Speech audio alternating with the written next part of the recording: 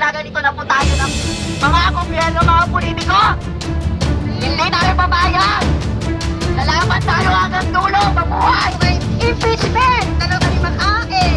Anong araw na po natin na pagpabalik-balik dito sa harap ng Korte Suprema kung inaasahan po namin na magre-resolve pa at magbibigay ng huling kasagutan sa mga kaso na hindi mabibigyan ng solusyon at hindi mabibigyan ng kasagutan sa Supreme Court po tayo lumalapit. Kung agaran lang na rumispondi ang Supreme Court noong kinidnap si PRRD, sana hindi na kulong si PRRD.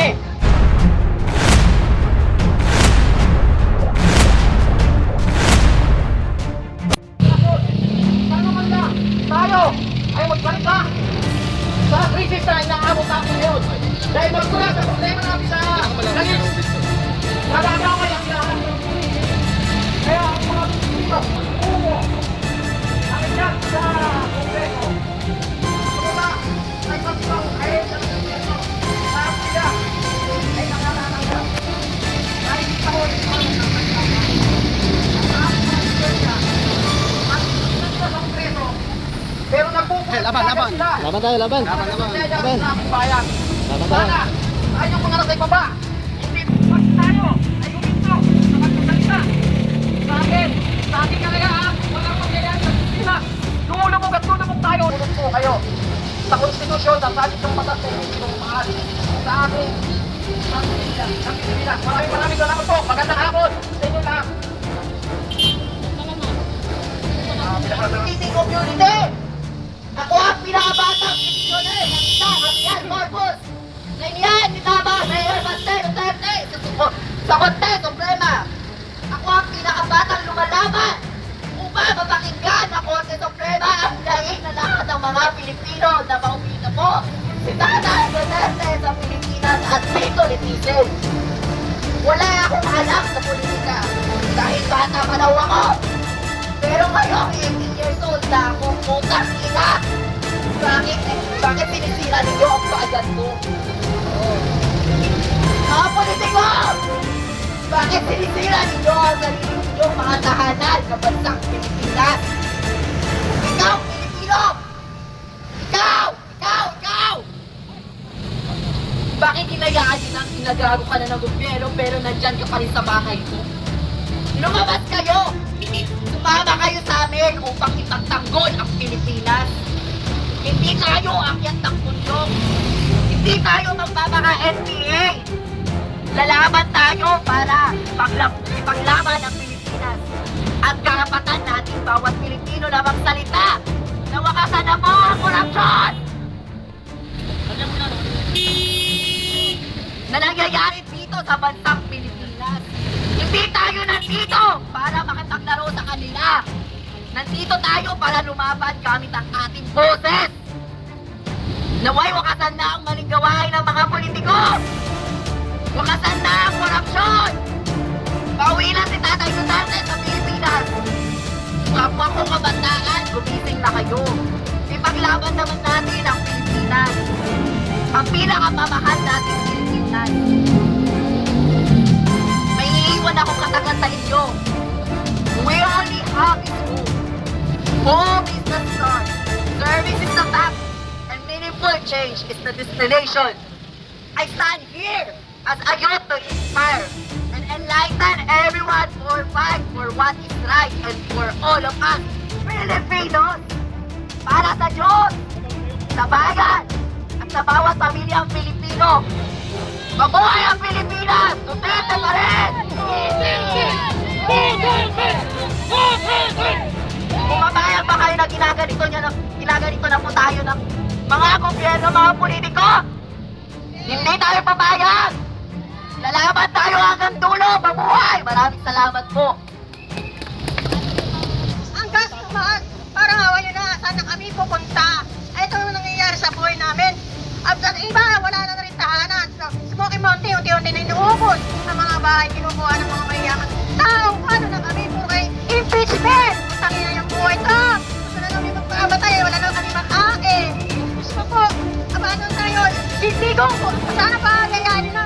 At kailangan namin ng justisya, ng maisog. Parang awa nyo na, hirap kami. Aksyonan nyo na po itong puro korupsyon. Ang pera,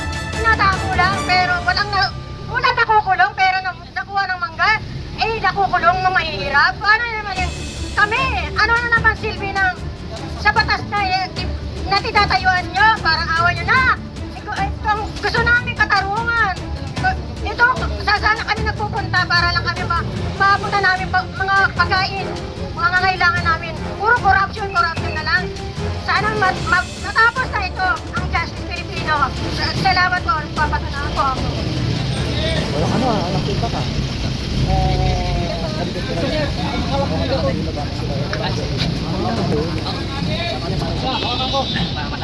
Magandang umaga po sa atin lahat.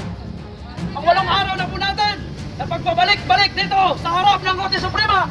Yung inaasahan po natin na magre-resolva at magbibigay ng huling kasagutan sa mga kaso na hindi mabibigyan ng solusyon at hindi mabibigyan ng kasagutan sa Supreme Court po tayo lumalapit.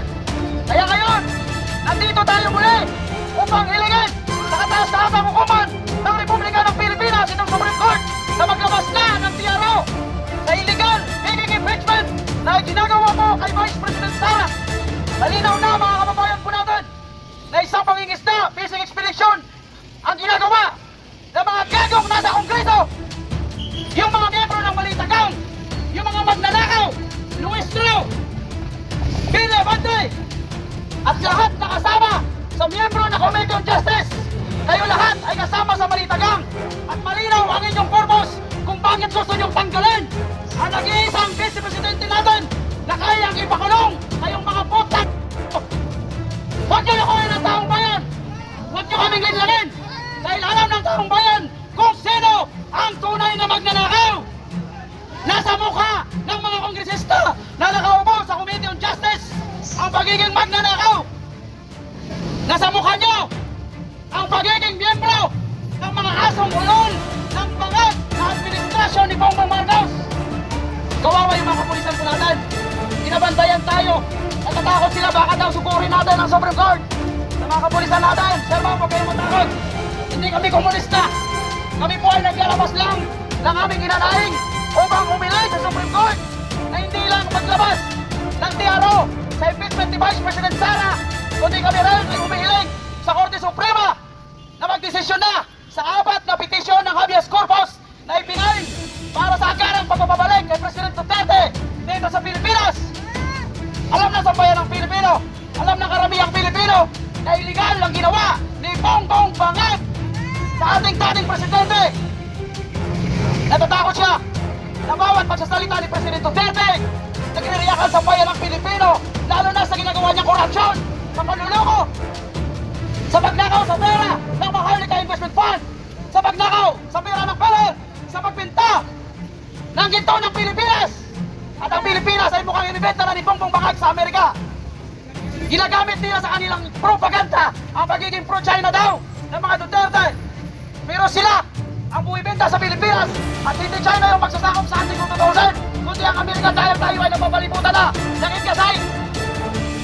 Ginagamit nila ang pagiging anti-China propaganda para nilangin ang sambayan ng Pilipino, lalo na sa matinding korupsyon na ginagawa ng gobyerno ni Marcos Jr. Sabi nga natin, walang sekreto na habang buhay ay kayang itago. Naglabas na ang 18 na Marines. Nagsalita si Sanico, lahat ay nag-collaboration. At puta, si Martin Tambaloslos Romualdez, nagsalita na! Nagsalita na! Ang isa sa may hawak ng kabanang bayan. Ang buhaya na alaga ni Bongbong Marcos nagwala na. At sinasabi niya na hindi lang siya ang nag-aproba ng budget. Ang sinasabi niya ay si Sanico at si Jesse Escudero lang ang nag-approve. Utang ina. Hindi mo malililangan sa bayan ng Pilipino. Kung ituro mo man si Sanico at si Jesse Escudero, hindi mo pwedeng linisin ang pangalan ni Bongbong Marcos na may utak na korupsyon sa ating bansa. Kaya nandito po tayo. Kaya lalo tayo naghihirap. Kaya hindi matanggal itong value-added tax. Hindi matanggal ni Bongbong Marcos ang excise tax sa produktong langis. Kaya lalo nagpapahirap, nagpapataas ng presyo ng produktong langis dahil wala na silang nalakawin. Di ba hindi tayo magbayad ng buwis basta't wala lang silang nalakawin? Mga kababayan natin, hindi tayo titigil.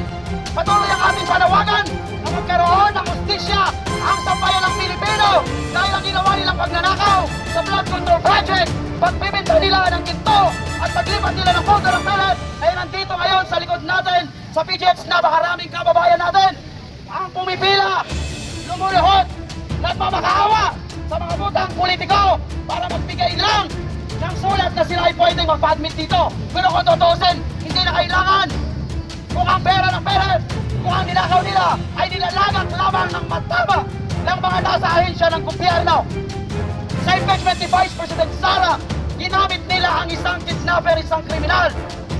Lahat na nilabas na mga ebidensya ay palpak at walang katotohanan. Ngayon na naman, si Trillanes! Utang Trillanes! Sawa na ang sambayan ng Pilipino, Trillanes, sa paulit-ulit mong ebidensya allegation laban sa pamilya Duterte. At ang mga gagong miyembro ng Committee on Justice, akala nila manilang nilang taong bayan sa sinasabing ebidensya na nilalabas ni Trillanes.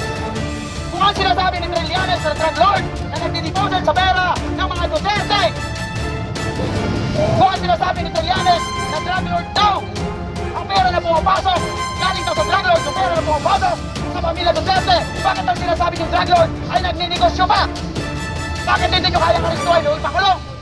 Dahil malinaw na lahat ay kismes lamang ng isang sundalong kanin na kagaya ni Trillanes na asong ulol na ginagamit ni Bongbong Marcos para muli pabagsakin ang ating Vice Presidente.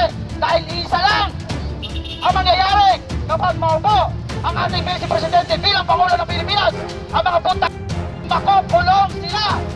Kaya ngayon pa lang, gumagawa na sila ng paraan. At tayo, bilang mga Pilipino, hindi tayo babayag ng nag-iisang leader ng ating bansa na kayang magpakulong ng mga magnanakaw, na kayang magpakulong sa lahat na nagkulimbat sa pera ng taong bayan ay kanilang i-impeach. At hindi rin tayo babayag na tayo ay tatakotin ng mga butang sa Kongreso, Senado at sa Malacanang. Dapat tayo maninindigan. Nandito kami, hindi dahil sa aming personal na agenda, kundi nandito kami para sa kinabukasan ng ating bansa, para sa kinabukasan ng susunod ng mga henerasyon. Kaya dapat magkaisa tayo, manindigan tayo, magsalita tayo. Kasi kung hindi tayo magsasalita, hindi tayo maninindigan, sino ba? Sino maninindigan para sa ating bansa? Hindi yung mga dayuhan, kundi tayong mga Pilipino. Mabuhay ang Pilipinas! Mabuhay ang Maisag! Maraming salamat.